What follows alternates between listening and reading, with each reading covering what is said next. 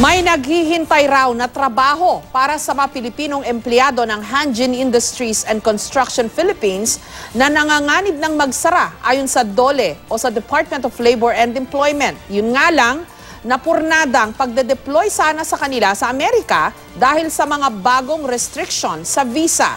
May report si Susan Enriquez. Sa pakikipagbulong ng mga kinatawan ng Hanjin employees kay Labor Secretary Silvestre Bello, nangako ang kalihim na may naghihintay na trabaho sa kanila sakaling tuluyang magsara ang Hanjin na nakabase sa Subic.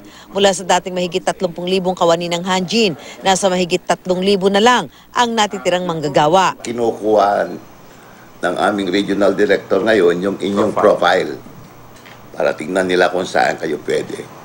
From her description, mukhang highly skilled kayo, kaya sa tingin ko hindi kayo mahirapan na mahanapan ng job opportunity ninyo. Ayon kay Bello, marami naghihintay na trabaho sa construction sector. Nakikiusap nga sa akin yung mga nasa construction industry na wag na ako mag-deploy ng mga construction workers abroad. Pinagbabawal. Hindi naman ako pinagbabawal, pero pinakikiusapan ako na hindi na kami magdi-deploy abroad dahil malaki ang pangangailangan ng construction industry dito sa atin. Idinulog din ng mga kinatawan ng kawani ng Hanjin ang ilan pa sa kanilang hinaing, kabilang dito ang separation pay, employment bond, subsidy at moratorium sa kanilang housing loan. Lahat po yun ay inaasahan po namin simula po sa separation pay. Pinakinggan yung aming demand.